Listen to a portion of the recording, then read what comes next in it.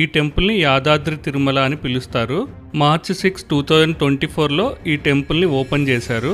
Temple open అయినప్పటి నుండి కొన్ని లక్షల మంది భక్తులు స్వామివారిని దర్శించుకున్నారు. మనం కూడా ఇవాళ ఈ టెంపుల్కి సంబంధించిన విషయాలను తెలుసుకోవడంతో పాటు అన్ని విజువల్స్ని చూద్దాం.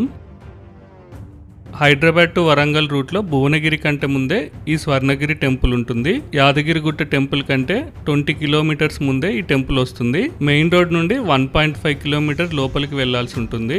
సో ఓన్ వెహికల్లో కాకుండా బస్సులో వచ్చేవారు ఆటోలో రావాల్సి ఉంటుంది. కొంతమంది అయితే బై వాక్ కూడా వస్తున్నారు. నేను మండే ఈవినింగ్ 4కి ఈ టెంపుల్కి వెళ్ళాను. డే టైమ్ విజువల్స్తో పాటు నైట్ టైమ్ విజువల్స్ని కూడా షూట్ చేశాను. అన్ని విజువల్స్ చాలా బాగా వచ్చాయి. సో వీడియోని ఎండ్ వరకు చూడండి. ఇదే టెంపుల్ లోపలికి ఎంట్రన్స్ మధ్యలో వైష్ణవ భక్తులకు గురువైన రామానుజాచార్య విగ్రహం ఉంటుంది. ఈ టెంపుల్ లోపల కార్ పార్కింగ్ కి 50 రూపీస్ ఛార్జ్ చేశారు. బైక్ పార్కింగ్ కి మేబీ